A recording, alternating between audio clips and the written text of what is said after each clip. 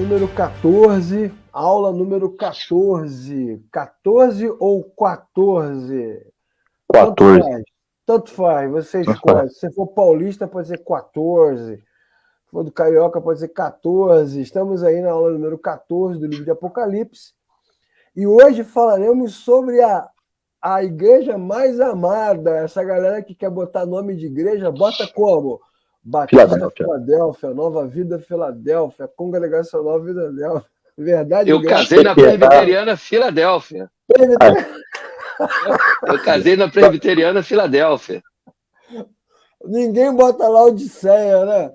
Ninguém quer, pô. Laodiceia. Ninguém bota Laodiceia. Lembrança triste, né? Filadélfia é a cara da vitória, né? A cara da glória. Inclusive, temos aí uma foto na abertura da aula das ruínas da igreja de Filadélfia, né? Uma coisa, como é que eu posso dizer assim, incrível, gloriosa, né? Muito bem, muito bem. Vamos ler o texto. Vou convidar aqui o Wellington, que casou na igreja de Filadélfia, né? Então ele tem mais autoridade, né, mais autoridade espiritual para falar desse assunto. Esse texto. Vamos ler então. Ao anjo da igreja em Filadélfia, escreva: estas coisas diz o santo, verdadeiro, aquele que tem a chave de Davi, que abre e ninguém fechará, e que fecha e ninguém abrirá. Conheço as obras que você realiza. Eis que tenho posto diante de você uma porta aberta, a qual ninguém pode fechar. Sei que você tem pouca força, mas guardou a minha palavra e não negou o meu nome. Eis o que farei com alguns dos que são da sinagoga de Satanás, desses que se declaram judeus e não são, mas mentem. Eis que farei com que venham até você, prostrem-se aos seus pés e reconheçam que eu amo você. Você guardou a palavra da minha perseverança, por isso também eu o guardarei da hora da provação que há de vir sobre o mundo inteiro, para pôr à prova os que habitam sobre a terra. Venho sem demora. Conserve o que você tem para que ninguém tome a sua coroa. Ao vencedor, farei com que seja uma coluna no santuário do meu Deus, e dali jamais sairá. Gravarei sobre ele o nome do meu Deus, o nome da cidade do meu Deus, a nova Jerusalém que desce do céu, vindo da parte do meu Deus, e o meu novo nome. Quem tem ouvidos, ouça o que o Espírito diz à igreja. Muito bem. Muito bem. Está aí o texto de Apocalipse, né? Vamos começar estudando um pouco de teologia. Você que acha que teologia não serve para nada, você que acha que teologia arranca a fé das pessoas, né? Você que fala, né, Leclerc, que a letra mata, mas o espírito vivifica, né? Ou seja, usa esse texto para ser preguiçoso na leitura. Enfim. Isso não tem, não. É verdade. Vamos lá. Bom, vamos falar um pouquinho sobre teologia bíblica, que é uma ferramenta que vai nos ajudar muito a estudar as cartas de Apocalipse, especialmente a carta de Filadélfia. Por isso que esse pedacinho aqui da teologia aparece nesta aula. E aí, se você curtir, quem sabe, né, você não se interessa aí pela teologia bíblica e resolve estudar com a gente de uma outra forma. Bom, a teologia bíblica é uma área da teologia que olha para a Bíblia como um todo. Né? Em vez de olhar para a Bíblia em pedaços, em partes, em recortes, né? Como se o Antigo Testamento fosse separado do Novo, como se as histórias da Bíblia tivessem suas próprias aplicações independentes, com início, meio e fim independentes, a teologia bíblica vai olhar para a Bíblia como um todo, entendendo que a Bíblia é a história do plano redentor, que de Gênesis a Apocalipse é uma história só sendo contada, e cada texto, cada personagem, cada passagem, cada tema, cada autor, não importa de que forma você olha para o texto, todo mundo, de uma certa forma, aponta para Cristo e para aquilo que Deus está realizando, né? Então, primeira coisa é isso. Podemos entender a Bíblia como uma única história. E A partir deste olhar, né, que nós chamamos de cosmovisão, desta lente, a maneira como você olha para o texto, considerando que a Bíblia toda fala da mesma história, né? Ou seja, pegando um exemplo aqui bem tradicional da teologia, o Jardim do Éden, o Jardim do Getsêmani e o Jardim de Apocalipse, onde está a árvore da vida, tanto faz, né? Os três jardins apontam para a mesma coisa. A vida emana de Deus, né? A criatura caiu, Deus expulsa da sua presença, depois Deus traz para a sua presença. É um plano só, uma obra só acontecendo. Então, os temas se repetem. Os temas na Bíblia vão se repetindo. E a revelação de Deus, a revelação do plano redentor, ela acaba sendo apresentada de forma progressiva, começa em Gênesis e chega ao auge em Apocalipse, de forma orgânica. Então você não precisa forçar a barra, né? Vai acontecendo naturalmente. Às vezes uma coisinha que aparece lá em Êxodo, pequenininha, ela vai sendo ampliada em outros textos. Ela acontece de forma histórica.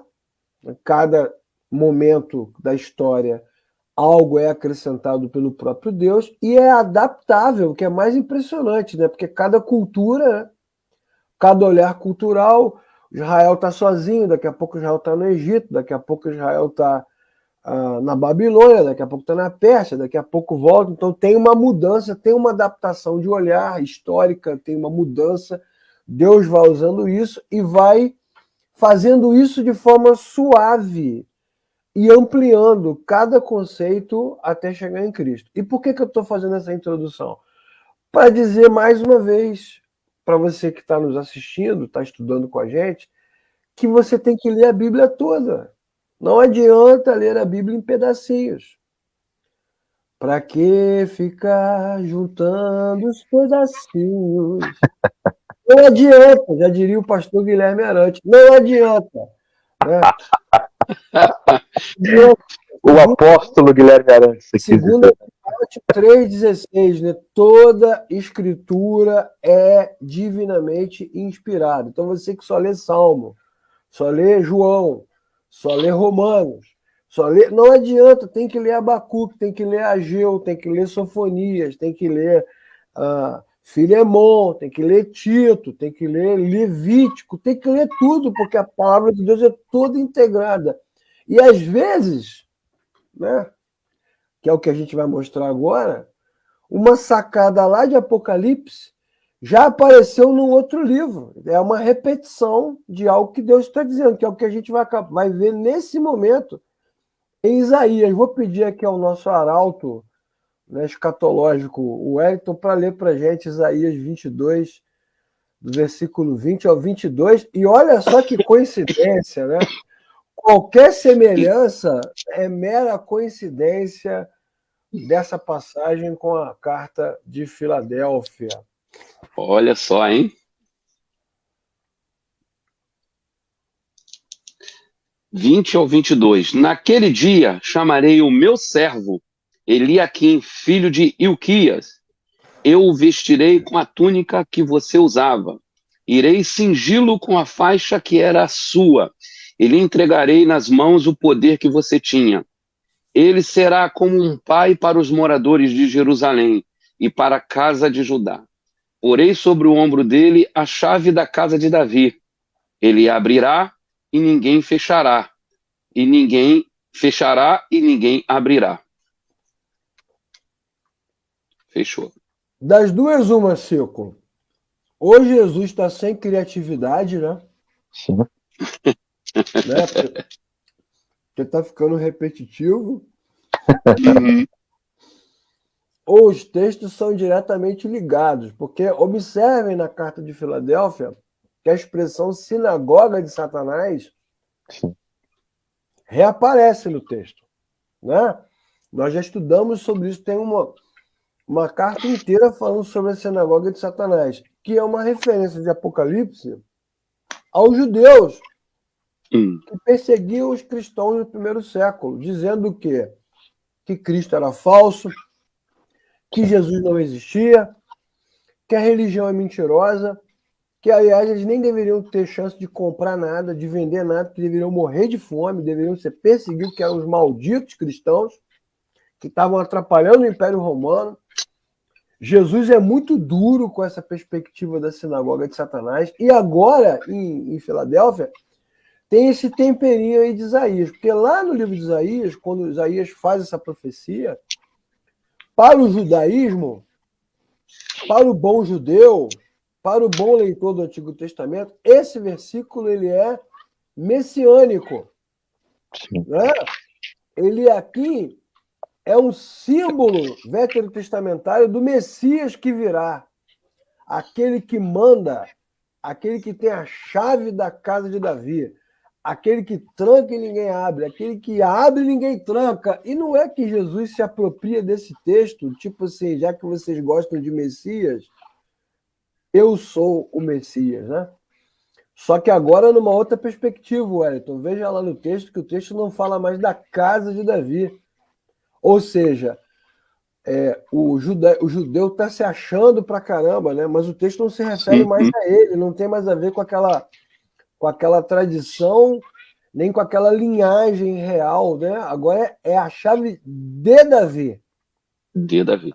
É isso. Então é uma profecia que não se refere aos palácios de Jerusalém, mas se refere ao governo messiânico glorioso, né? Jesus é o Messias prometido. É como se ele dissesse: se vocês acreditam que esse texto é messiânico, então parabéns, vocês acertaram. Então vou dizer para vocês quem é que tem a chave. Eu tenho a chave. Né? Eu tenho essa chave. Então, a epístola enviada à igreja de Filadélfia, ela é, como nós explicamos lá na primeira aula, o Marco Cico vai lembrar, ela é uma referência totalmente veterotestamentária, né? Ela é um brado profético, como acontece desde o início, né? Veio a mim a palavra do Senhor. Ela é um link com a história, porque o plano de Deus está sendo revelado progressivamente, e o que Isaías profetizou no passado se cumpre agora em Apocalipse, de uma forma gloriosa, de uma forma espetacular. E eu não sei não, Wellington, mas Jesus vai passar o carro em cima dos judeus aí dessa região, não vai não? Daqueles que se dizem judeus, né? Ele tem, né? Se dizem judeus, né? Sim. Essa figura dos autoproclamados judeus recebendo o juízo de Jesus, ela é muito presente, né? Como um fio condutor, né? Na teologia bíblica, a gente vai acompanhando quando, em vários momentos, eles são duramente repreendidos já pelos profetas veterotestamentários, né? Circuncidai a vosso coração e não a vossa carne. Aí, quando você chega no Novo Testamento, a gente vê lá em João, o Senhor fala: vocês dizem que tem como pai Abraão, mas Abraão viu meu dia e se alegrou, e vocês são filhos do diabo, porque se vocês fossem filhos de Abraão, vocês entenderiam o que eu estou dizendo. E Paulo, quando fala aos Efésios, ele vai falar desses falsos judeus, daqueles que, né, te chamam de incircuncisão, mas que são circuncidados pela carne, por mãos de homem. Então eles pensam que são judeus, mas se reúnem e compõem a sinagoga de Satanás. São falsos judeus. E no texto ainda fala, né, que eles mentem, né? Se declaram, eles mentem, mas mentem, né? Claramente.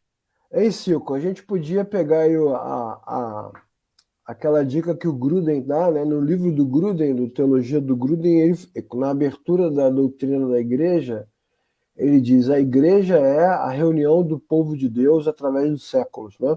É o conceito que ele traz de igreja. Então nós poderíamos aplicar isso também de forma contemporânea, né? Aqueles que se dizem cristãos, né? E não são, e mentem, né? Sim. Né? E mentem, né? Aqueles que porque na verdade isso é aplicável a todo aquele que se diz servo de Deus, né? E mente, né, cara? Sim. O vento que venta lá, venta cá. Eita, esse versículo é bom. É um ditado que nós temos aqui, se quiserem conhecer também, né? O pau que dá em Chico, dá em Francisco. Serve para os dois lados, né?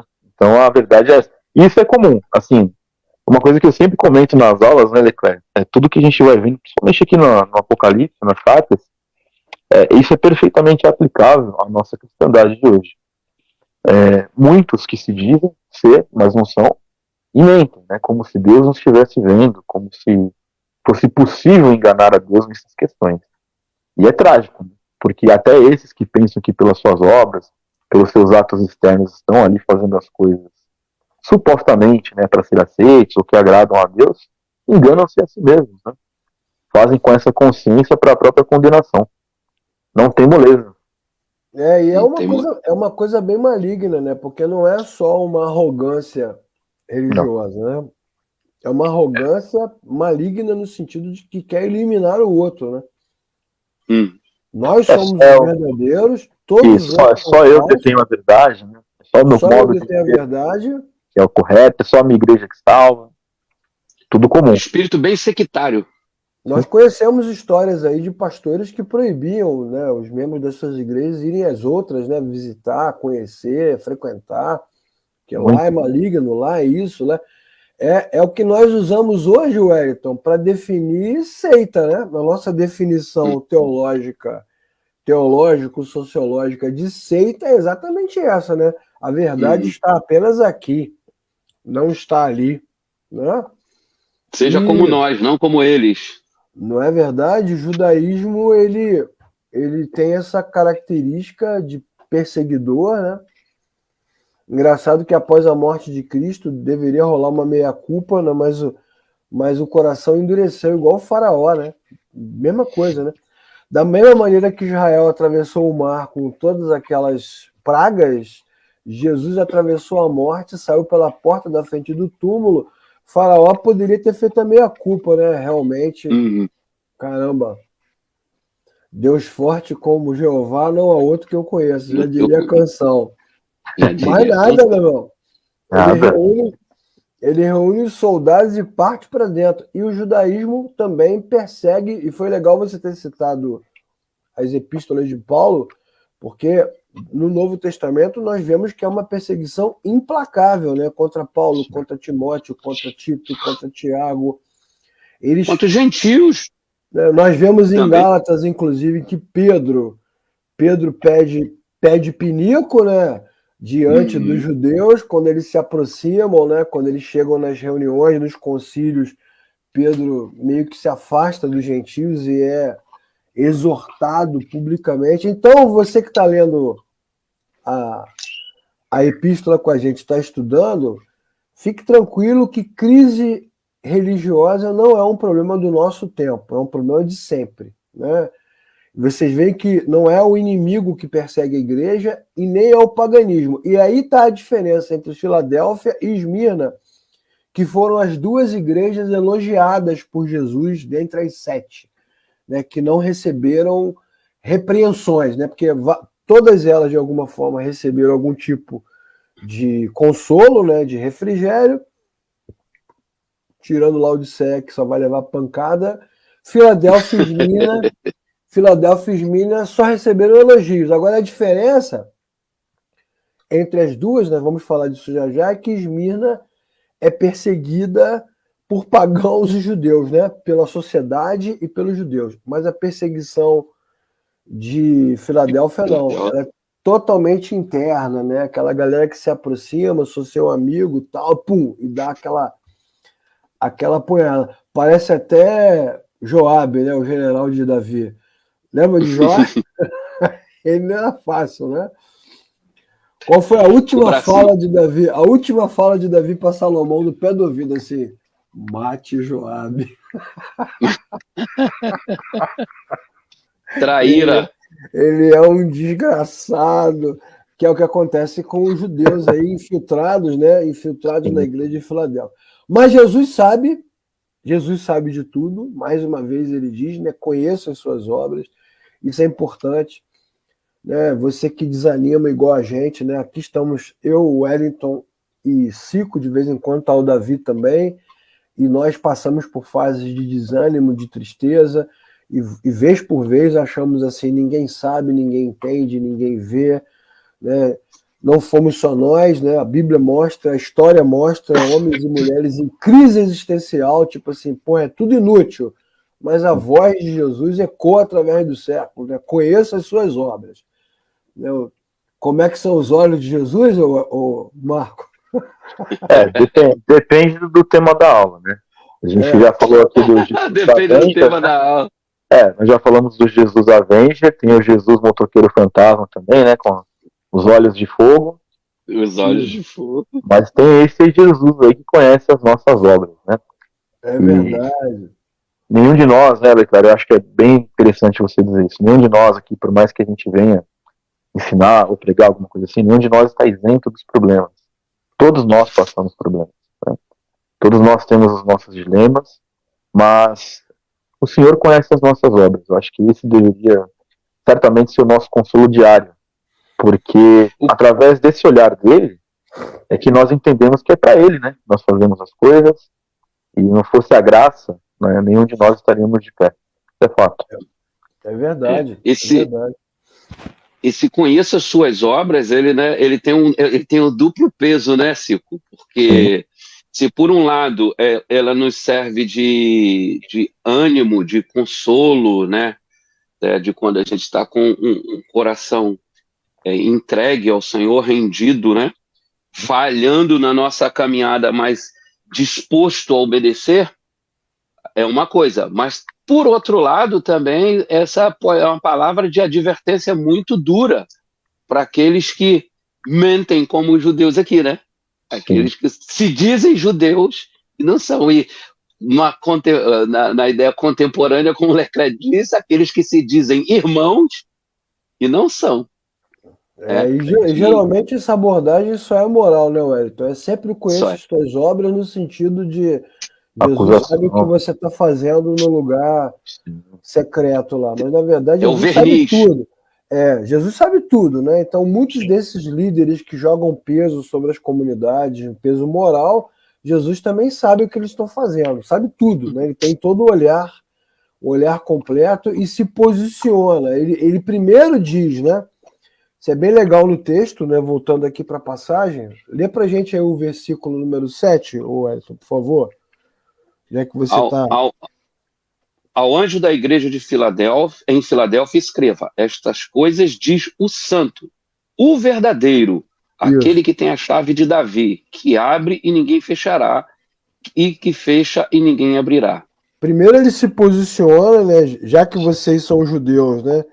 Já que vocês estão aí infiltrados e se acham, né? E se autodenominam herdeiros do Messias, então eu sou o Messias que Isaías previu lá atrás sou eu é que mando, eu que tenho a chave, eu que tenho autoridade. E depois que ele se posiciona, ele diz, e eu conheço vocês.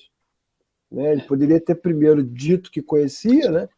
Mas primeiro ele se coloca com grande autoridade, e essa é uma pegada teológica muito importante do Novo Testamento, porque Jesus não está mais naquela posição humilde, né, da manjedoura, certo? Isso é importante demais, né? Existe uma mudança literária, uma mudança de escrita no texto, não é mais aquele Cristo submisso, né, obediente, agora é um Cristo numa posição de glória e autoridade e apontando, né?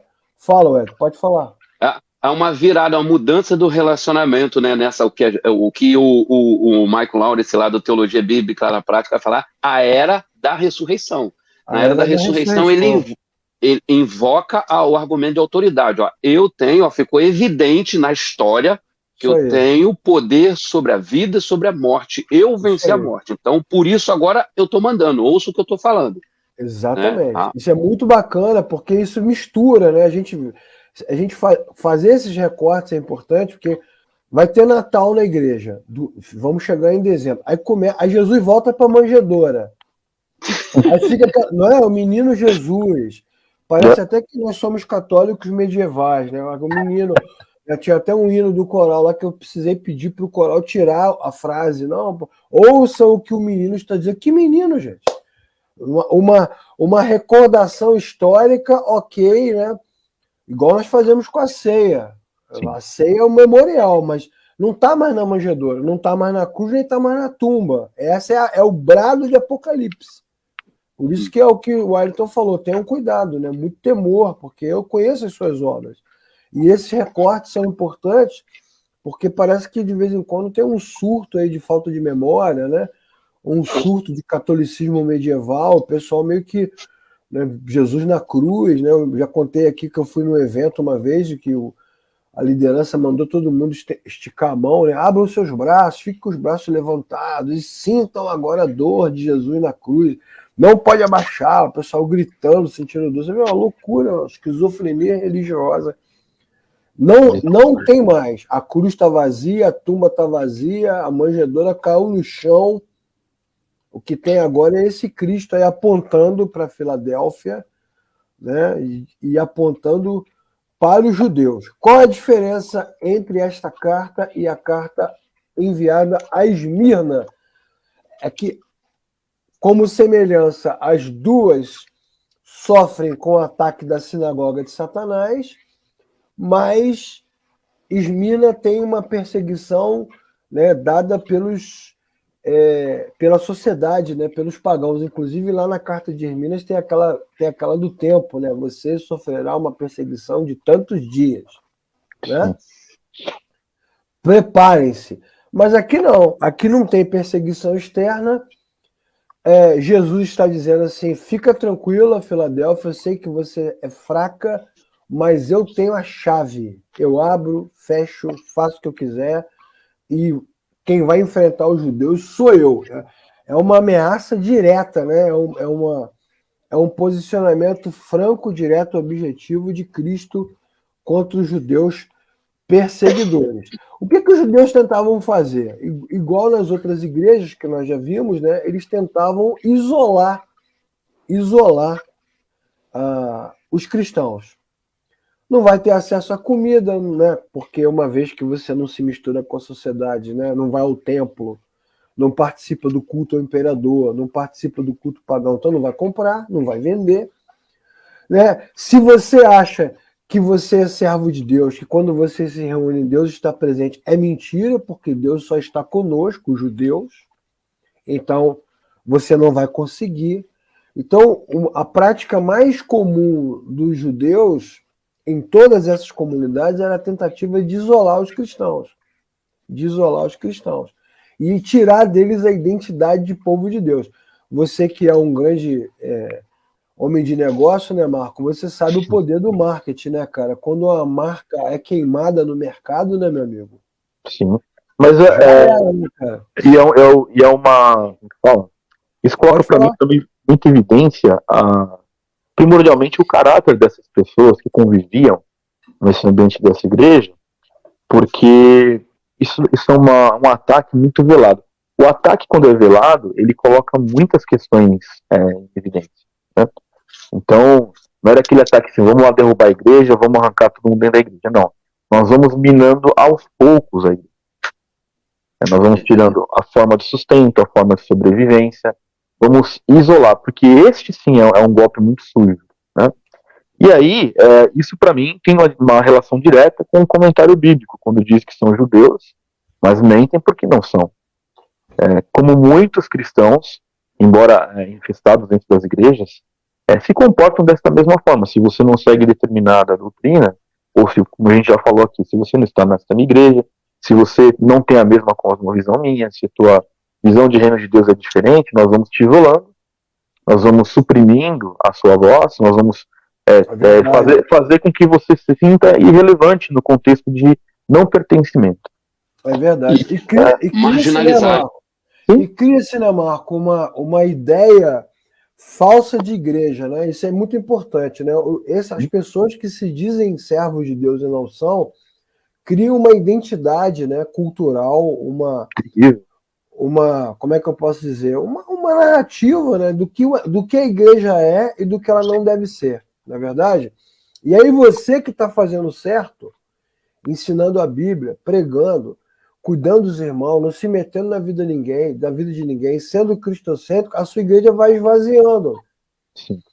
Né? Porque ela vai perdendo aquela relevância cultural, né? E ela vai sendo apontada como igreja fraca. Eu já ouvi isso muitas vezes. Você também já deve. A igreja que é fraca, né? Muito fraco. Ela não tem milagre, não tem revelação, não tem uma visão, não acontece nada sobrenatural. Deus não está aqui. Irrelevante. Deus está ali. É irrelevante. Deus está ali. E as comunidades que aderem a essa narrativa, né? Existe uma perseguição velada, né? Porque é uma narrativa sendo construída, né? A Sim. gente chama isso na língua de análise do discurso. Tem um discurso sendo construído, né? Sobre o que deve ser igreja, e ela vai sendo minada, né, cara? Ela vai sendo minada. Os irmãos vão desanimando, né? Tipo assim, pô, estamos servindo ao Senhor, mas o culto não vem ninguém, a escola dominical não vem ninguém, a igreja está sempre vazia. E aquela igreja ali do outro lado, né? Tá bombando, né? Gente Sim. pra caramba. E fora assim, fora o glamour, né, exagerado que se tem em relação a isso. Eu também vim de não é, assim, tudo isso é um pouco mais, 20 anos atrás, mas não é tão distante dessa nossa realidade de hoje. Já fui em diversos congressos aí de supostas lideranças, né, que se diziam, né, olha, se a tua igreja não tem 200 membros, 300 membros, tem alguma coisa errada na tua vida, porque você é um líder fraco, porque você prega sem autoridade, e você tem que saber entreter o povo. Os caras falam abertamente que você tem que saber entreter o povo. O problema é que esse entretenimento que é vendido desta forma não tem absolutamente nada a ver com o evangelho. Até porque Exatamente. quando o evangelho é pregado, né, ele vai gerar um incômodo naquele que ouve, no sentido do arrependimento que é necessário, enfim. E quando você escuta que você não é o centro das atenções, as pessoas automaticamente dentro de si pensam, bom, mas eu estou vindo aqui para ficar toda vez sendo afrontado, esculachado, estou com o meu ego ferido, que também é outra cultura que tem dentro de muitas igrejas, e a gente vê esse resultado na prática quando você vê igrejas que pregam heresias absurdas, lotadas de pessoas, e igrejas que são bíblicas cristocêntricas, estão aí sofrendo às vezes com uma dificuldade financeira, com falta de recursos de pessoas que queiram ser voluntárias, ajudar, enfim, não há nada de novo, né, debaixo do sol. Então a gente sabe que é isso. Uma ênfase. Pode falar, Wellington. A ênfase do. Esses dias eu estive falando sobre discipulado numa igreja, e um do destaque que o Novo Testamento dá é o crescimento do evangelho, e não do tamanho da igreja, né? Você lê o livro de Atos, fica o tempo todo lá, e a palavra de Deus crescia, a palavra de Deus. E o Senhor acrescentava os que criam nessa palavra. Então a preocupação era sempre o evangelho crescer, era a verdade se multiplicar, não necessariamente o número de pessoas. Então eu estive até falando, nessa igreja, numa igreja pequena, às vezes você vai passar ali 10 anos, 5 anos, e sua igreja não aumentou em número, mas você, sendo cristocêntrico, bíblico, você viu que aquele pequeno número, você tem homens, mulheres, jovens, muito mais bem preparados para viver o evangelho na sociedade, na sua escola, na sua faculdade, no seu trabalho. E nisso o evangelho cresceu, porque guardou o testemunho, porque as pessoas estão em condições, de aonde quer que estejam, da razão, né, da fé, proclamar essa fé, ainda que o número na sua comunidade local não tenha aumentado. Eu ia até acrescentar aqui a fala do Cico, mas foi bom a sua palavra, Edson, porque além da questão da heresia, porque tem essas igrejas que pregam as heresias, mas tem algumas semelhantes às cartas que nós já vimos aqui, que não pregam heresias, mas ficam tão teológicas, né, tão sólidas biblicamente, que também se tornam arrogantes, né? Tipo assim, não, tem que ser desse jeito aqui, é desse jeito aqui que a gente faz, que é a representação, quando na verdade a minha visão. Não é assim que funciona. A história mostra, a Bíblia mostra, né, que quem manda é Jesus, né? E é legal no texto que Jesus sabe que a igreja de Filadélfia é fraca, né? Então, isso é importante, né? Eu conheço as tuas obras e sei que você é fraca. Aí, alguém poderia gritar assim, mas você sabe que é fraca, mas não vai fazer nada? Não vai ajudar? Não vai fazer a fraca culto, não fortalecestes, né? Não é, cara? Isso não é interessante? Fazer um coaching para ver se fica mais forte, né, tal. Cara, porque você vê que essa ideia de igreja forte, né, igreja poderosa, isso é uma falácia religiosa, né, cara? Forte é o Senhor, né, cara? Efésios 6:1, né? Fortalecei-vos no Senhor e na força do seu Força poder. do seu poder. Ele é que tem poder, né? Isso é muito legal, porque essa frase aí, voltando ao Antigo Testamento, me lembra o encontro entre Deus e Gideão, quando Gideão diz para o Senhor assim, mas eu não tenho condição de libertar os israelitas, né? Os midianitas, quando eles se movem, parece uma nuvem de gafanhotos, né? E eu sou o menor da casa do meu pai, que é a menor casa da minha tribo. Além disso, quando Gideão está falando isso da boca para fora, né? Mas da boca para dentro a gente sabe que ele está pensando assim, pô, mas além disso meu pai é idólatra, né? Isso vai dar um problema danado. Deus não sabe, mas Jesus já falou assim, eu conheço as tuas obras, né? Então, e quando o Gideão fala assim, eu não tenho condição, né? Eles são muitos, e Deus responde, eu sei que são, mas se eu estiver com você, eles serão como se fossem um só. Então o poder... Fala. Você falou do Gideão aqui, eu falei, a primeira ordem de Deus é vai lá e quebra o ídolo do seu pai. Começa em casa, né? Começa em casa, vai lá e quebra tudo. Cara, a palestra que a gente deu na faculdade de sustentabilidade começa em casa. Pô, cara, mas não é. Parece. Enganar Deus não dá. O que mostra também que as fragilidades. Vamos abrir um parênteses aqui para o momento pastoral. As fragilidades humanas, as fraquezas humanas, não impedem o homem de se aproximar do Criador, uma vez que o movimento de aproximação é do Criador. Nunca é nosso, né? Então Deus vai lá, é você mesmo. Mas a ênfase é essa: a força é minha, Gideão. A força não é sua. A força é minha, né? A força não vem de você. É o que Jesus está falando, né? Então, e tem várias referências do Novo Testamento que apontam para esta verdade, né? A igreja é um pequeno rebanho, né? Sim. A semente do evangelho é a menor de todas as sementes, né? A fé poderosa não precisa ser aparente, né? Não precisa ser sobrenatural, ela pode ser aparentemente uma fé pequena. Os discípulos precisam ser pequenos.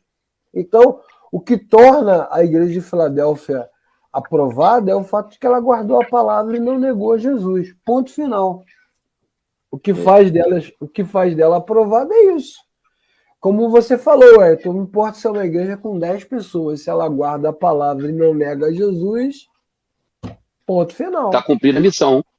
Está cumprindo a missão. E Jesus sabe. Jesus sabe que ela não tem força. E ele fala assim, e depois ele vai dizer no texto, né? Abrirei uma porta, não é isso? Eu que tenho a chave, lê o versículo, eu que tenho a chave, eu que tranco, eu que abro o que tranco. Os judeus acham que vão te perseguir, vão te podar, vão te impedir, vão te imprimir, vão fazer, vão acontecer, tal, mas eu vou abrir uma porta. E vou deixar aberto, não é isso?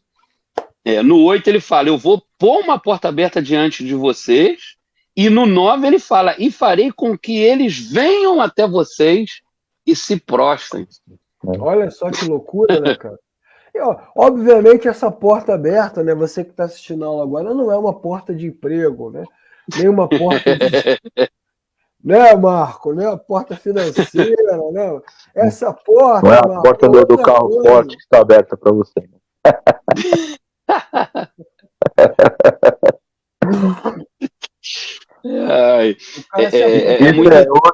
É outro dilema, né, que a gente tem na igreja também, que a pessoa, por ser cristã, ela necessariamente tem que ser rica ou abastada, ou ter muito dinheiro, ou ter uma condição, né? Às vezes, os cristãos passam por problemas financeiros e passam por necessidades.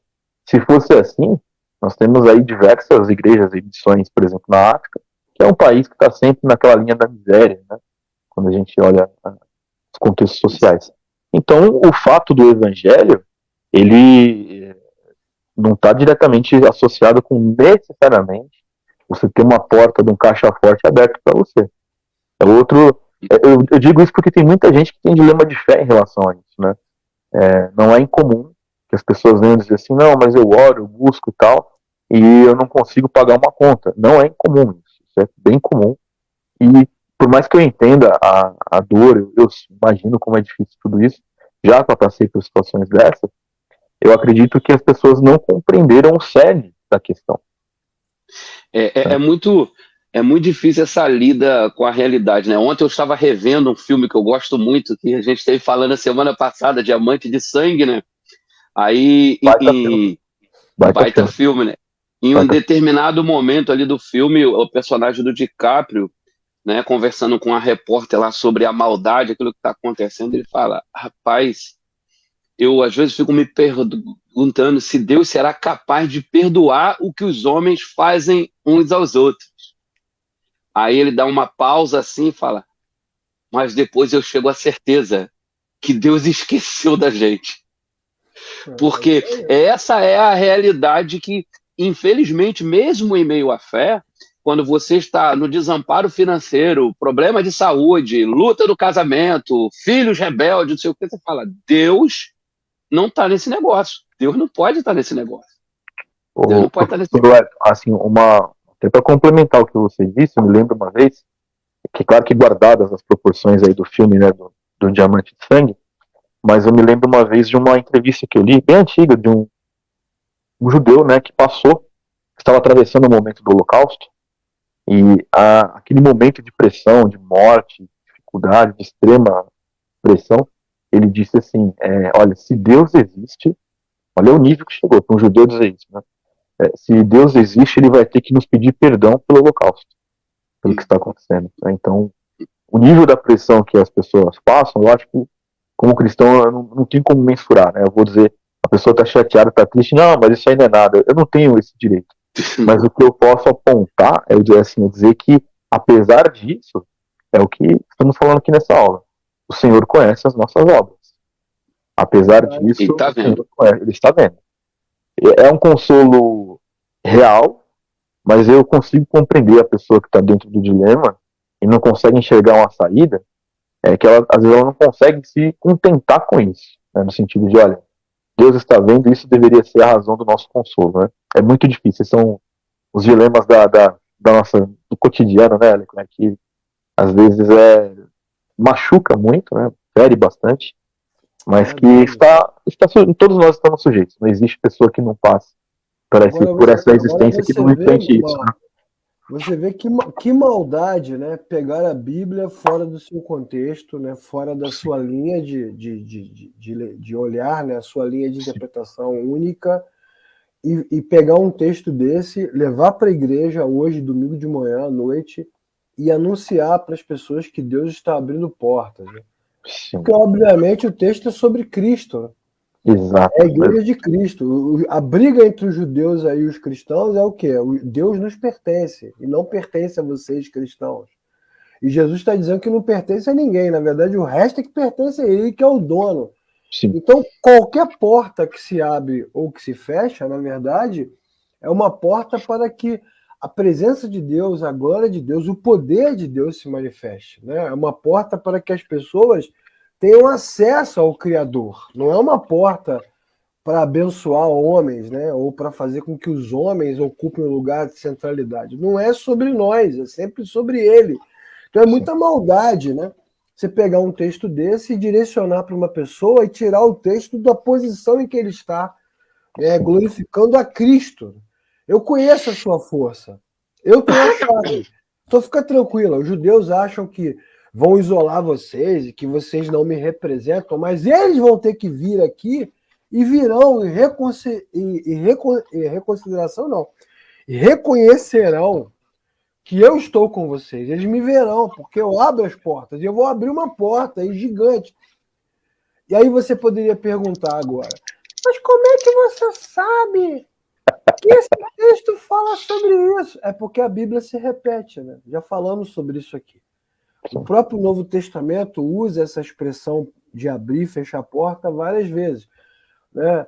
A essa fiel igreja, Cristo promete uma porta aberta, que é uma oportunidade de testemunho do Evangelho. E ele tem a chave para abrir essa porta. Mesmo que os judeus os isolem, mesmo que alguém diga que a sua comunidade é uma porcaria, que a sua comunidade não tem poder, que quando prega não tem cura, não tem milagre. Ora, se você prega a palavra e é fiel à palavra e não nega Cristo, Cristo está entre vocês, é óbvio que está. E mesmo que a outra comunidade esteja do outro lado da rua com 15 mil pessoas e você com 15 pessoas, o fato do cara ter 15 mil não significa que Cristo está lá. E não há pressão que se faça sobre ninguém que seja capaz de fechar a porta ou abrir porta, uma vez que a chave está na mão de Jesus, cara. Né? Então, assim, né, nós somos pressionados, né, por essa realidade e realmente muitas vezes nos sentimos, né? Eu sempre gosto de ver os desabafos de Moisés. Moisés, ele é sempre visto como um grande libertador, mas ele reclama pra caraca, né, cara? Ele é um grande reclamador. Eu me identifico com Moisés, reclama pra caraca. Eu também reclamo muito.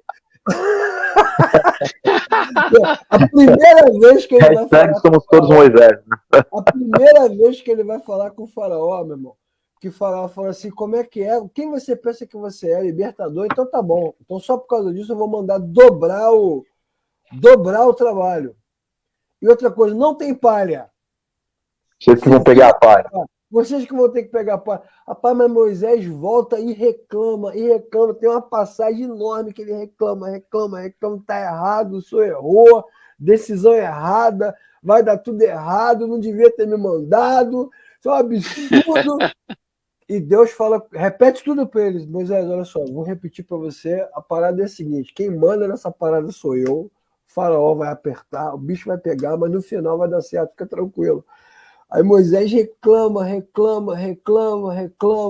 e é isso, cara, somos todos Moisés mesmo, né? Somos todos reclamadores, mas isso tem a ver com o nosso olhar, né? O nosso olhar é um olhar de fraqueza.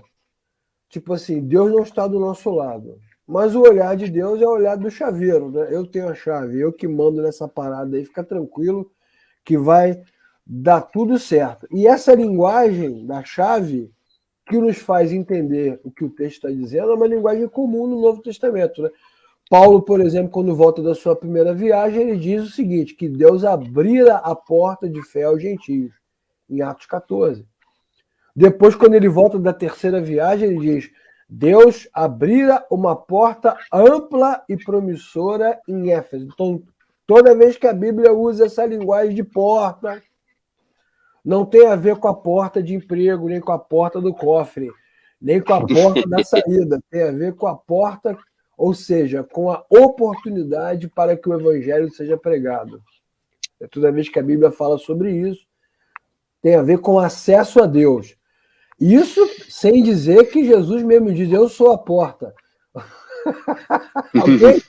É o primeiro a usar, eu sou a porta, eu sou a porta. Então, eu sou a chave, eu sou a porta, né? Eu abro a porta, quando você entra na porta, você me encontra.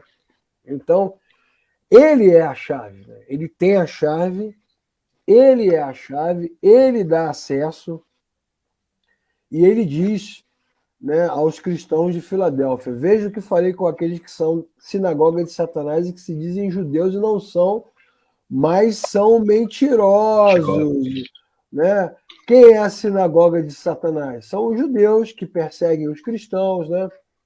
Das 7 igrejas, Esmirna e Filadélfia são aquelas que receberam apenas elogios, não foram reprimidas, mas não escaparam do sofrimento, né? E aí tem um paralelo, mais uma vez, com Isaías, né? Isaías dizendo quem são aqueles que têm a fé verdadeira, quem são aqueles que realmente amam o Senhor. Isaías faz muito isso, né? Os que amam, os que não amam, os que bebem da água, os que não bebem, os que comem o pão, os que não comem, os que são carvalhos de justiça, os que não são. É quase o João do Antigo Testamento, né? Messiânico, fazendo os contrastes, né? Apontando as direções e apontando que o judeu que se acha dono da cocada preta, né? A última Coca-Cola do deserto, o último biscoito do pacote, na verdade não. Deus faz seu povo quem ele quiser, na hora que ele quiser. Sendo assim, podemos afirmar, na verdade, né, que a essência da igreja é ser amada, né, junto de Deus e de Jesus. Mas ser amada não quer dizer que ela é amável, né? Não quer dizer que é a qualidade da igreja, mas é a qualidade de Deus. O que lembra também o texto de Deuteronômio que bate com Isaías, né? Vocês não foram retirados do Egito porque eram especiais, porque eram os melhores, porque eram magníficos. Vocês foram retirados porque Deus assim desejou. E ponto final, né? Dá uma baixada de bola, né? Dá uma segurada, né, na bola, porque não é por aí, né? Dá uma nerfada, como se diz, né? No mundo dos nerds, né? Dá uma diminuída aí, né? Dá uma segurada. Não se Boa. esqueçam do que Deus fez e contem para os seus filhos para que no futuro não digam nós saímos do Egito pela força do nosso próprio braço. Não foi, né? Então não é a igreja que é amável. O que é um movimento também muito interessante. É importante falar sobre isso, né, Wellington e Marco? Vemos também a mão de Deus mantendo a igreja frágil. Essa fragilidade glorifica o Senhor, porque quando a igreja se fortalece enquanto comunidade, enquanto estrutura social, né, enquanto estrutura teológica, ela acaba acreditando na força do próprio taco, não é isso que acontece? Sempre. No passado... Uma soberba portelense. Bem oportuno, bem oportuno. Os entendedores entenderão. Os entendedores entenderão. Não é, cara? Mas não é isso? A ideia, né? O Paulo trabalha muito isso, né? A ideia da fraqueza, né? Da fraqueza, isso também, o próprio Lutero trabalhou muito isso, né? A ideia do esvaziamento. Eu gosto de uma frase do Lidório, que ele diz que a primeira missão da igreja é morrer. Morrer para si mesmo, morrer para sua altivez, morrer para sua ideia de estratégia de realização, né? Morrer para si para viver para Cristo, né? É a ideia do Paulo de quando eu estou fraco, aí eu estou forte, porque não o meu poder, não a minha estratégia, não a minha visão de vanguarda, mas o poder do Senhor se aperfeiçoa na minha fraqueza, né? A ideia de estar mais fraco para que o Senhor, né, fique evidente. A mão do Senhor fez isso, não é você. Exatamente. Isso é importante, né? Porque quando nós aqui brincamos no início da aula, que o pessoal gosta de botar Filadélfia no nome, né? Batista Filadélfia, Congregacional Filadélfia, mas o cara bota para dizer somos aprovados, né? Uhum. Ele não bota para dizer somos sofredores. Não, somos dependentes. Senão ele botaria Batista Vasco da Gama. Certamente o nome é colocado por essa vertente, né, da suposta inerrância, né? Nós somos os tais, somos aprovados. Exatamente, da vitória, isso aí. Do louvor.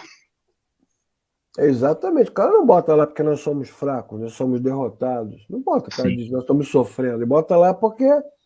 Mas olhando para o texto, é o contrário, né? Sim. É uma igreja perseguida pelos judeus, é uma igreja fragilizada, sofrendo internamente, que para mim é o pior sofrimento, né? Muito melhor que o inimigo nos ataque do que fogo amigo, né? Fogo amigo. E Jesus está dizendo o quê? Que essa igreja é top. Ela não tem falha. Ela não é criticada. Pode até ter falha, mas Jesus não entende que é importante citar. Ela é elogiada, amada por Cristo. E Jesus se posiciona com muita força, né, diante dela. Ele vai dizer, visto que você guardou a minha palavra, né, perseverou, eu também guardarei você na hora da provação que está para vir sobre todo mundo. E aí Jesus se posiciona para ficar ao lado dessa comunidade. Isso é muito importante, né? Eu vou te proteger, eu vou te guardar, eu vou te ajudar, eu vou te segurar, eu vou te manter, eu vou te sustentar com a minha poderosa mão. Essa é uma lição importante. Então isso derruba um pouco esse desejo nosso de querer ser vanguarda, de querer ser o melhor, que todos nós, de uma certa forma, já sentimos, né? Querer reconhecimento. Mas entre nós, só Cristo terá reconhecimento, que isso é importante, né? Só Cristo terá reconhecimento. Quando ele diz assim, você verá o que eu farei com a sinagoga de Satanás. Eles virão e se humilharão. Mas não é dizer assim, nossa, que igreja poderosa. Eles vão se humilhar diante de Jesus. Né? Tipo assim, pô, Cristo está aí. Aí não tem solução para isso. Né? Eles terão que se humilhar. É o que eu gosto em Filipenses 2, né? Todo joelho se dobrará. Crendo ou não crendo, toda língua confessará. Crendo ou não crendo, todo mundo vai se curvar. Não gostando ou não gostando, não tem alternativa. Não é? Muito bem, mas chegamos agora na passagem escatológica.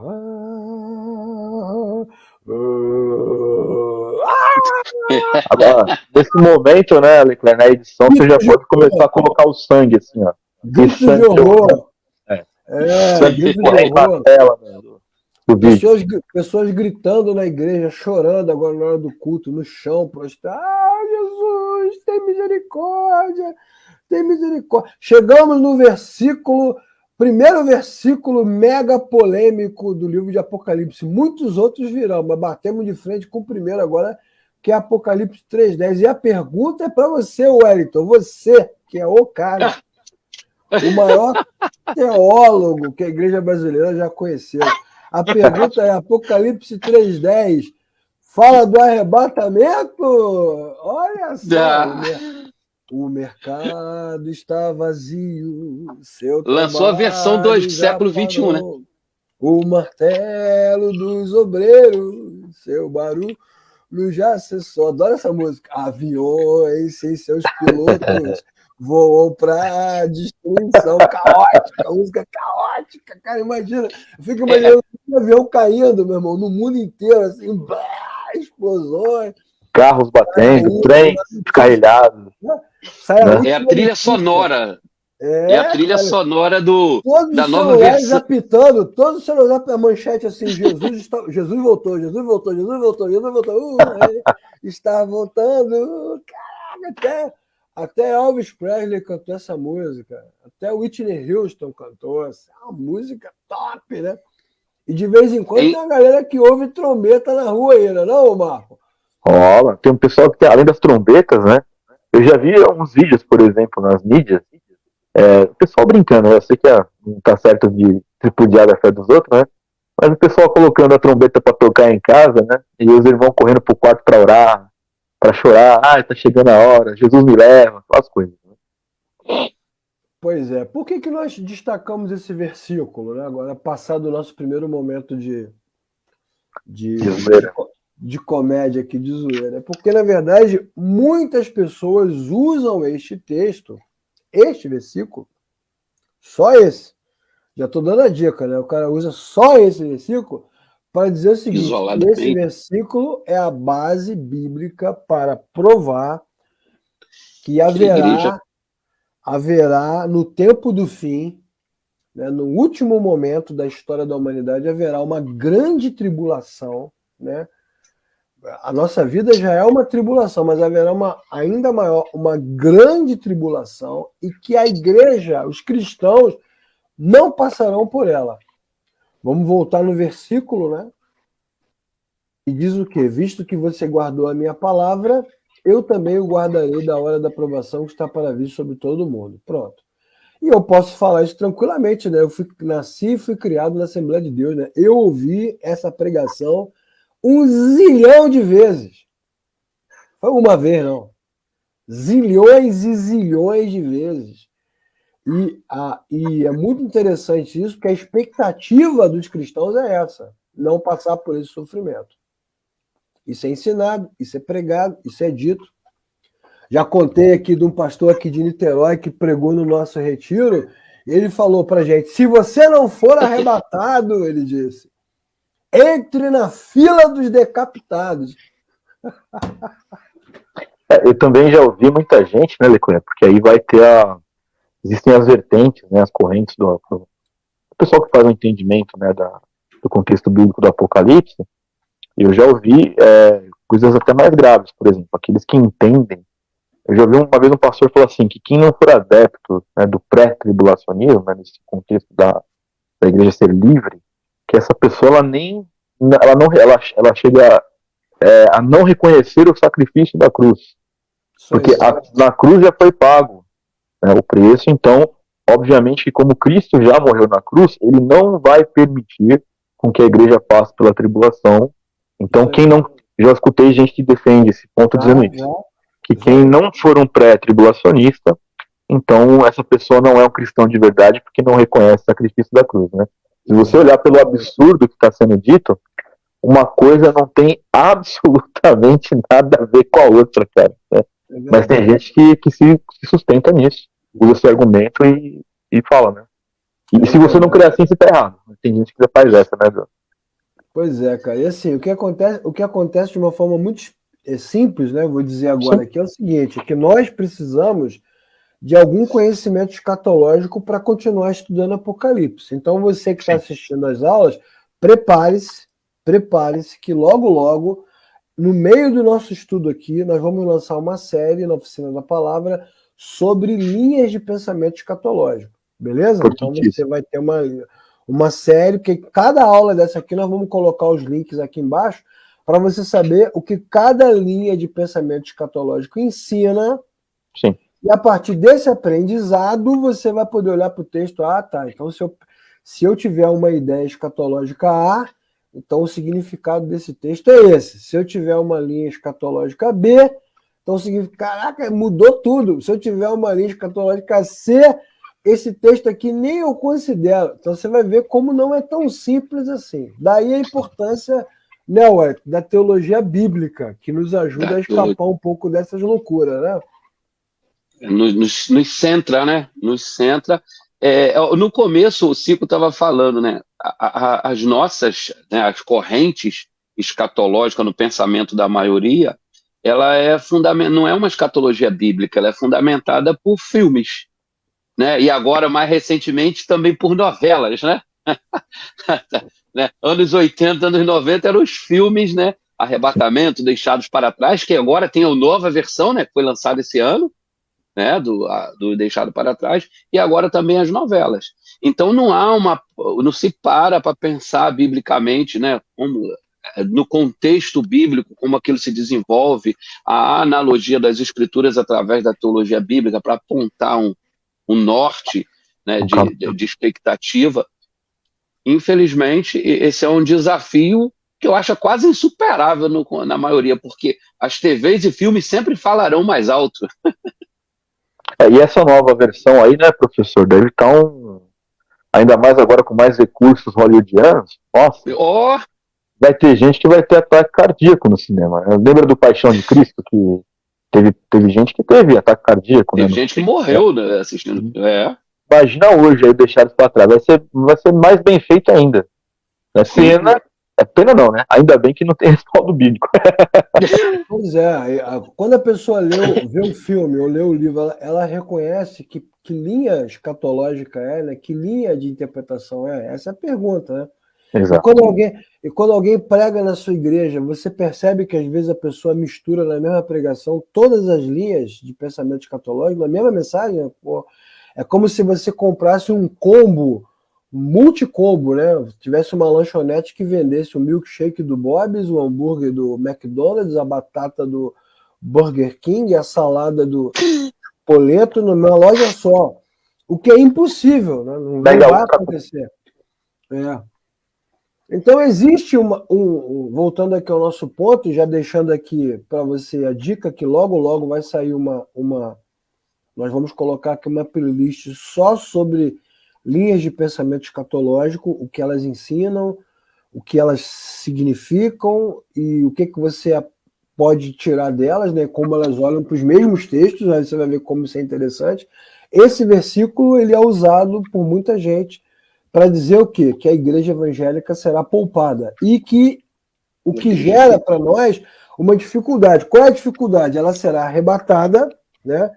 Raptada, que a palavra original é rapto, né? Será arrebatada, vai ser colocada em algum lugar, vai rolar um pit stop, ou usando aí a mesma analogia do Wellington, vai rolar um recuo da bateria, né? Ela vai ficar ali no cantinho. Ver a banda passar? Vai passar, a tribulação vai passar e no final ela volta. O que mostra o quê? Que nesta linha teológica existem duas, eu falei, duas voltas de Jesus.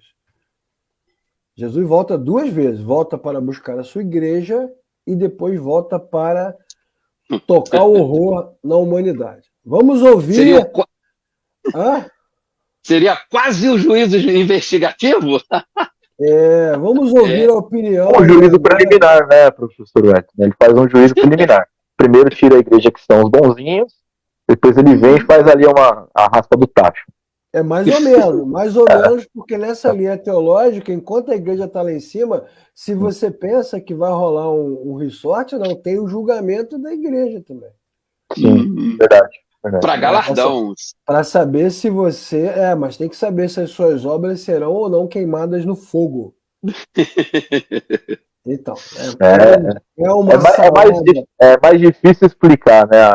A bagunça do que a Bíblia. Por isso que tem que ter uma playlist só para isso, explicando. Mas seja como for, né? Já que a minha opinião dos 3 aqui é a menos importante e a nossa opinião junta não serve para nada, então vamos ouvir a opinião de alguém que é especial para nós e relevante, muitos vão ouvir. Né? O John Piper, grande John Piper, vai dizer o seguinte: Jesus prometeu que voltará. E nessa volta fará o resgate final daqueles que confiam nele e o julgamento final dos que não creram.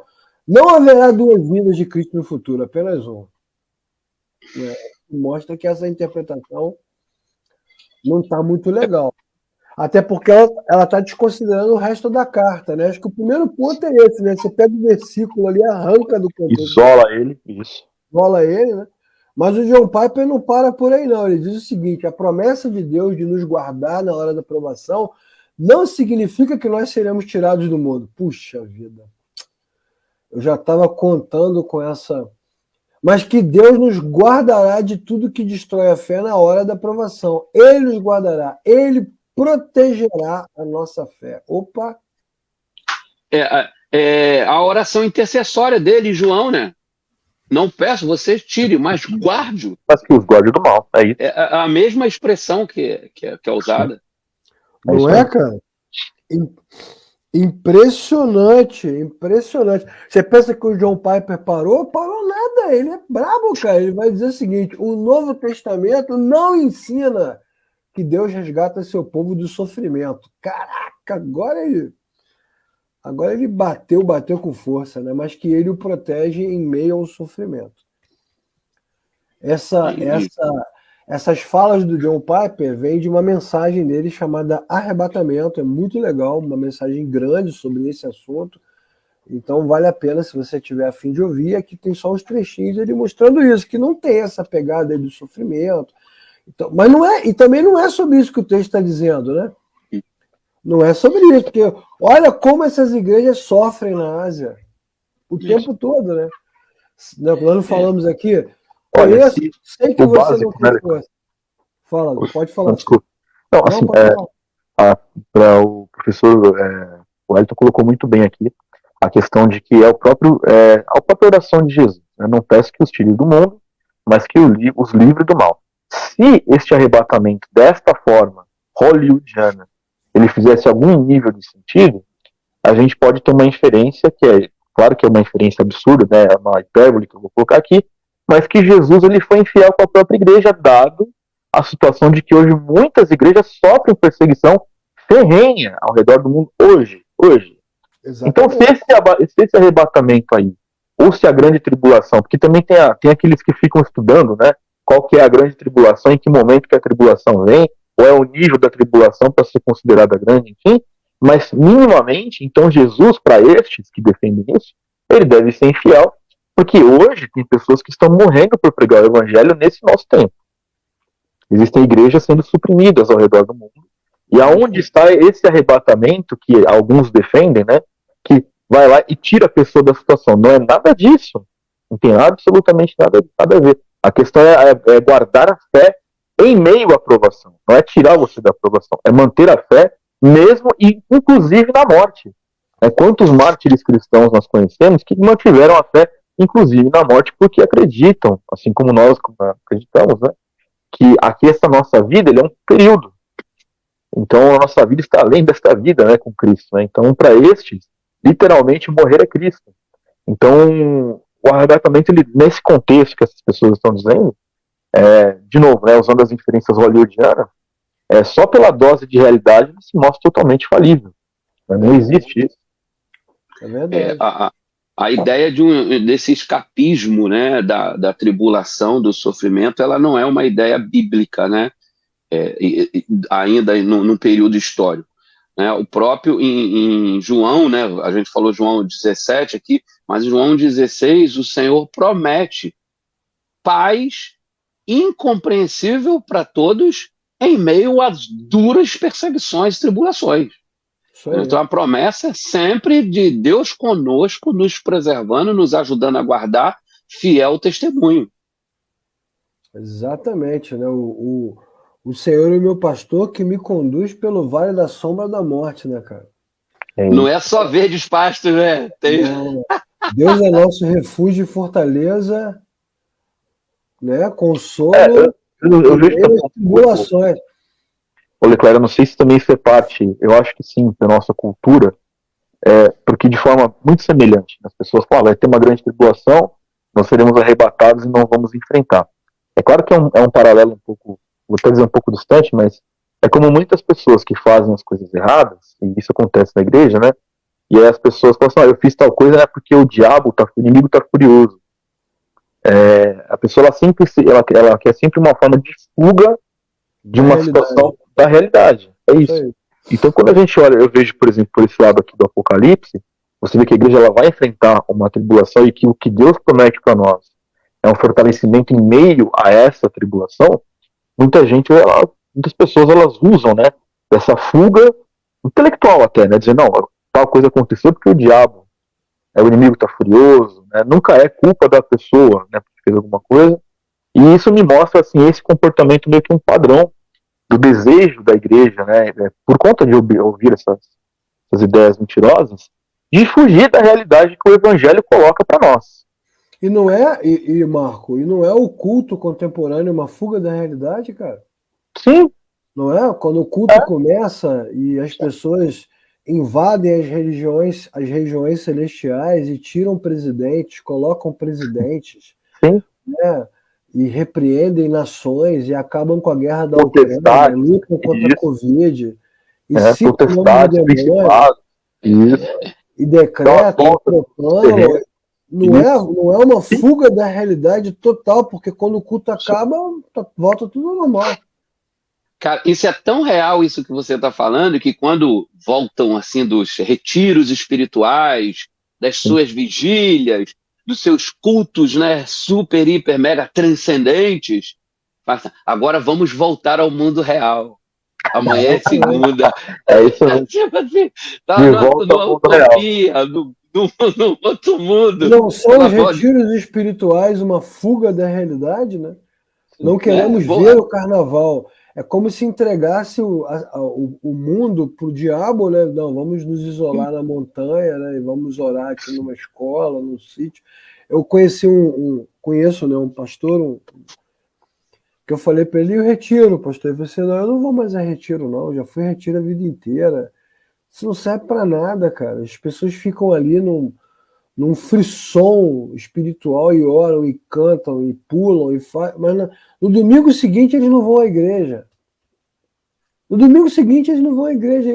Cadê o avivamento? Né?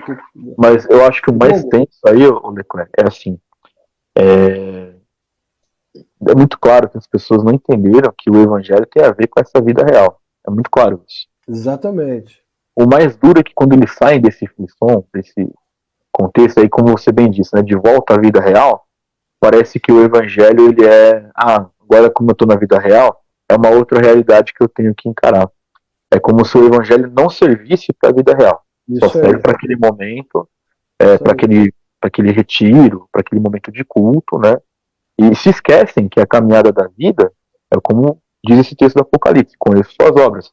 Essas nossas obras, esse nosso caminhar de vida está desnudo diante de Deus, e é ali que tem que se fazer valer a nossa crença do evangelho, nossa fé verdadeira, porque é ali que é a vida real. E aí tem mais um ponto, né, que é o ponto mais crítico de todos, né?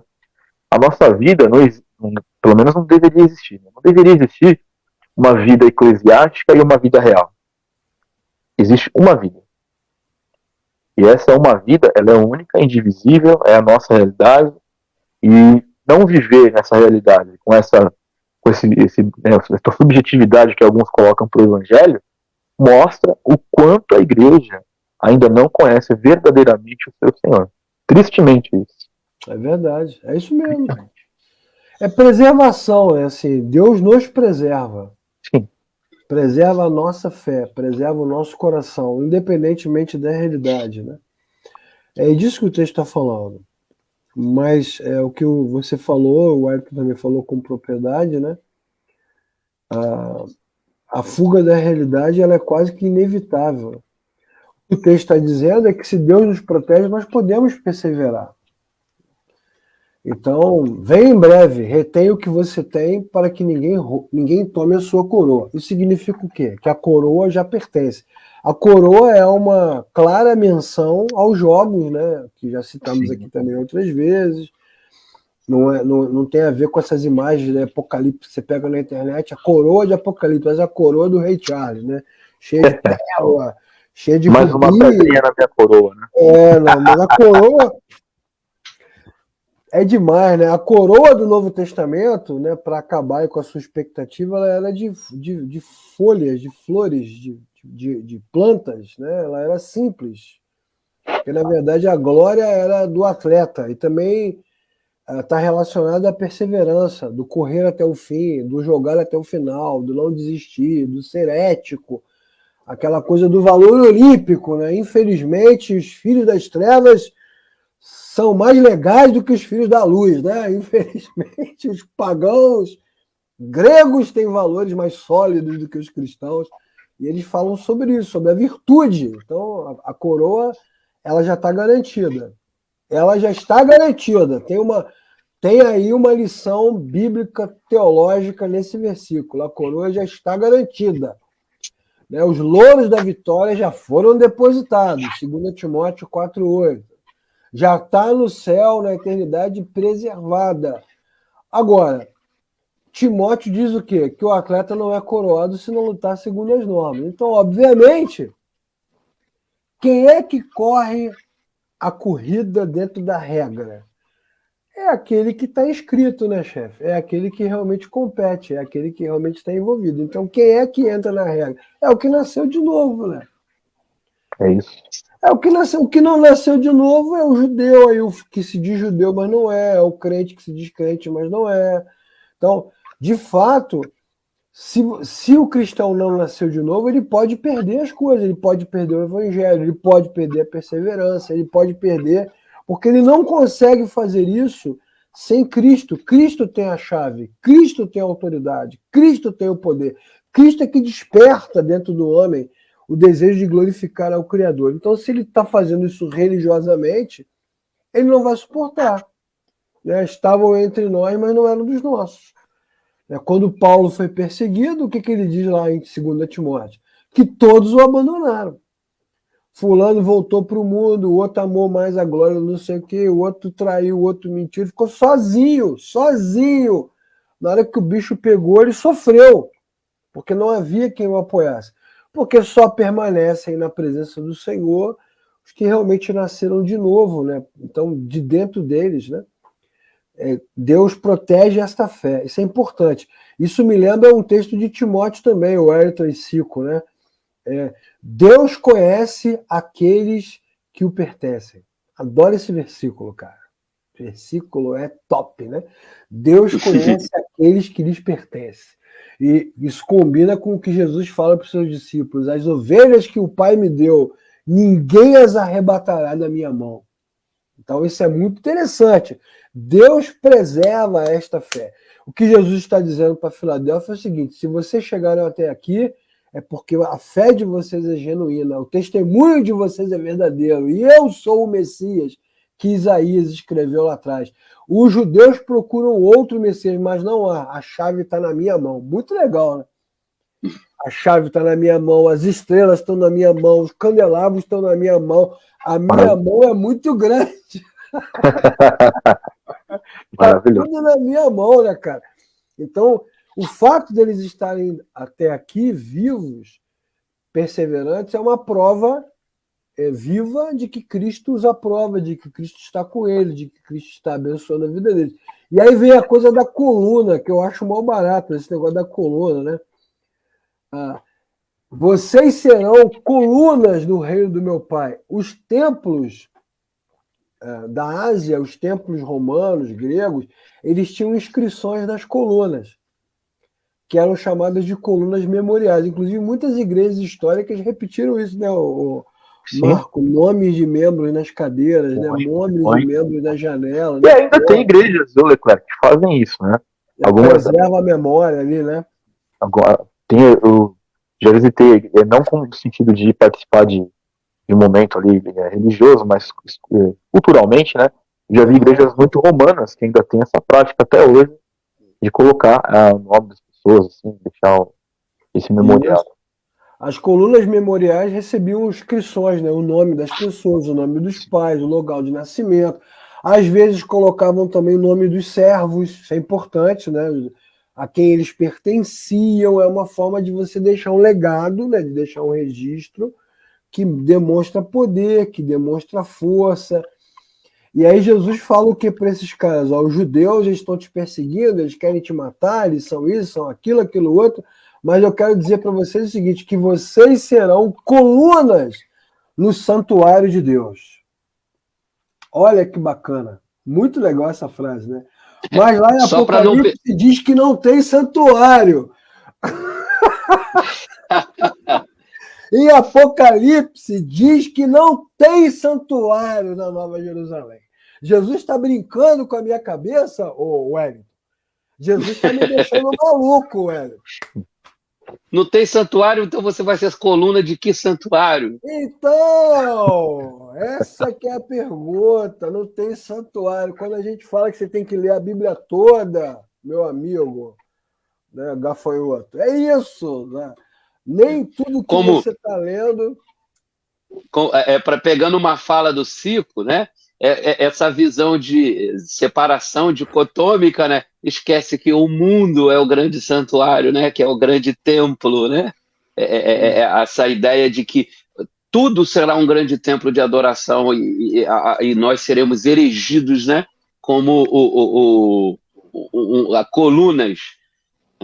E faz essa questão da troca, né, do judeu, né, para alguns, é muito interessante, porque em outro momento em Apocalipse é apontado que os apóstolos, né, seriam as 12 colunas, né, que julgariam. E agora Jesus está falando aqui, para a igreja gentílica, vocês serão colunas lá no santuário. No santuário, não esses falsos judeus que mentem. Mas que santuário, Cico? Que santuário? Se não tem santuário... Faz de mim. Só para entender, Leclerc, você está me dizendo que lá na Nova Jerusalém não vai ter um templo, então? É isso? Não tem templo. Então não vou para a igreja lá. Então lá não tem igreja. Então, entendi. Cara. Pois é. Como que vai ser coluna? Como? É uma promessa falsa? É uma promessa política? Vocês serão os que... Puxa vida, né? É óbvio que ele não está falando de um templo, né? Até porque lá em Atos, capítulo 17, o apóstolo Paulo disse lá no Areópago grego que Deus não habita em templos feitos por mãos humanas. Nem pode ser alimentado por homens como se precisasse de alguma coisa. Ele não é pagão, né? Já separou a ideia do Deus cristão dos pagãos, porque os pagãos precisam, né, de ofertas, oferendas, alimentação. Os deuses gregos, inclusive, quando as pessoas perdem a fé, eles vão enfraquecendo, né? Uhum. Eles precisam de vez em quando descer, se relacionar com homens e mulheres humanos para criarem semideuses, né? Esses semideuses vão reacendendo a fé nos deuses mitológicos, né? Eles vão criando ciclos, né? Vários deles, né?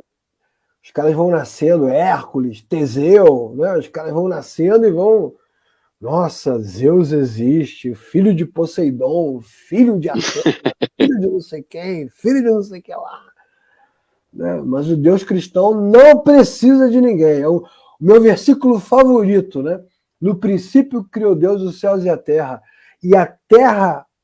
né, o Espírito de Deus se movia sobre a face das águas. Cara, eu acho esse versículo poderosíssimo, não tem nada. Não tem nada, Deus habita assim, pleno, sozinho. E é um dilema para muita gente, né, Licânio? Para quem está com a cabeça muito presa nesse ambiente religioso, né, em si, para o cara entender que numa Nova Jerusalém não se tem um templo para o cara ir lá e adorar aquele templo, alguma coisa assim, é um dilema. Porque eles realmente reduzem a Deus a esse contexto, né? Exatamente. É muito estranho como se perde, né? Eu gosto muito no momento lá de consagração do templo por Salomão. Salomão deixa isso muito bem claro. Eu sei que nem os céus dos céus pode lhe conter, que você não habita em templo. Mas eu peço, dê ouvido à oração que é feita nesse lugar. Eu estou falando que você está aqui, que você está preso aqui, você está reduzido a esse lugar. Mas quando orarmos aqui, ouve daí. Você que está aí, enche tudo, né? Não é? Você que enche tudo. Olha, inclusive lá no segundo, desculpa, olha, lá no segundo livro de Samuel, inclusive quando Davi ele intenciona fazer o templo, e o próprio Deus fala para ele, falou, você até parece que você não sabe que eu não habito nesses templos feitos por mãos humanas. Ele dá logo um papo reto, né? A intenção de Davi era a mais bonitinha de todas. Eu moro numa casona e a arca do Senhor está numa tenda. Não, vamos fazer um templo. Aí Deus já dá o papo reto para ele. Olha, até parece. Segundo Samuel 7. Isso, até parece que é isso que você me contém dentro do templo. É um papo bem reto de Deus, mediante o profeta Natan, né, para Davi. Então, é isso. Mas a teologia bíblica sempre nos ajuda, né? O Dumbledore diz para o Harry Potter que a escola Hogwarts sempre ajuda os que têm um coração puro. No nosso caso aqui, a teologia bíblica sempre nos ajuda, porque lá no Antigo Testamento, obviamente que é uma menção ao Antigo Testamento, quando o povo de Israel estava enfraquecido, parecido com a Filadélfia, voltando do exílio, massacrado, humilhado, destruído, né? Deus lhe deu, né, um gás assim, né? Vamos lá, vou ajudar vocês. E então eles construíram um templo de adoração, que é o famoso, poderosíssimo templo de Zorobabel, que era enorme, mas era feio que dava dó. E quando eles olharam para o templo e lembraram da riqueza do templo de Salomão, eles choraram, disseram, nossa, mas que porcaria é essa? Deus nunca vai entrar aqui, né? E a que ponto nós chegamos, né? Eu fico imaginando Filadélfia e muitos irmãos assistindo essa aula aqui, olhando para a sua própria vida, né? Para a sua saúde, para a sua família, para o seu dinheiro, que ponto eu cheguei, né? Que porcaria de vida é essa? E aí, de repente, eis que o profeta diz assim, não se preocupem com a cara feia desse templo, porque em breve haverá uma segunda casa, e a glória da segunda casa será maior do que a primeira. E aí muitos irmãos usam esse para falar de inauguração de igreja, né? Ou troca de imóvel, comprei uma casa nova. O jogo vai virar. Chegou a hora da virada. 7777. Chegou a nossa hora. Não. Chegou a nossa vez, chegou a nossa vez, chegou a nossa hora. É tempo de colher, é tempo de vitória. Mas a Bíblia vai dizer, a Bíblia toda vai dizer que quando Jesus encarnou, né, o verbo tabernaculou, é isso, a casa de Deus, né? Emmanuel, Deus, a casa de Deus não é mais um lugar, é o próprio Deus. A casa de Deus não é mais um lugar. Mulher, vem a hora, e agora é que os verdadeiros adoradores, né, Não adorarão nem em Jerusalém, nem tal, mas adorarão o Pai em espírito e em verdade. Os textos vão se completando, como nós vimos no início da aula, aqui na teologia bíblica, né? Eles vão se completando. E Jesus vai dizer, onde houver 2 ou 3 reunidos em meu nome, ali estou no meio deles. E Pedro vai dizer que nós somos as pedras vivas. Adoro esse versículo do tabernáculo de Deus. Que cresce para santuário santo edificado ao Senhor. É isso, cara. Vocês são prédio, né? Vocês são casa, edifício de Deus. Olha, todos esses textos completam o Salmo 23, que diz, habitarei na casa do Senhor para todo sempre. Então, na verdade, a casa do Senhor não é um lugar, a casa do Senhor é o Senhor. E ser uma coluna do templo do Senhor, no próprio Senhor, que honra maior a criatura terá. Essa é a linguagem apostólica, né? O Paulo também vai falar em Colossenses e em Efésios, né?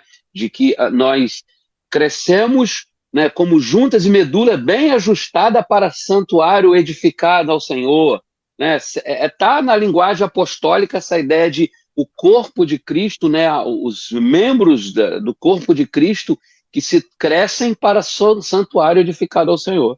Exatamente, e Jesus é a pedra da esquina, né? Ele é a pedra angular, ele é a pedra fundamental, né? Sobre esta pedra edificaria a minha igreja. A igreja é um edifício, e ela é um edifício em Cristo, né? Cristo é o edifício, Cristo é o prédio. Então, Jesus também fala, se alguém me serve, siga-me, e onde eu estou, ali também estará o meu servo, e se alguém me servir, o Pai o honrará.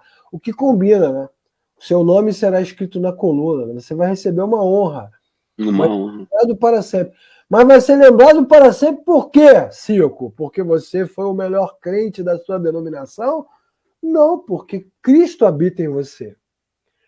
Né? Porque de dentro para fora, quando olha-se para Cico, para o Wellington e para tantos irmãos, o que nós vemos é Cristo. Não é porque você ganhou recebida. Não é porque você ganhou o troféu de super membro. É dignidade e honra recebida, né? Exatamente. Isso. Dignidade e honra recebida e compartilhada. Co-herdeiros, né? Co-herdeiros com Cristo. Então nós temos compartilhado. Por isso que essa igreja é magnífica. Ela não é diferente das outras, ela não é especial, ela não é feita de super cristãos, ela é feita de crentes que sofrem, que são perseguidos, que são isolados, que estão humilhados, que estão vivendo um momento bem difícil, entretanto, Cristo as reconhece e as aprova.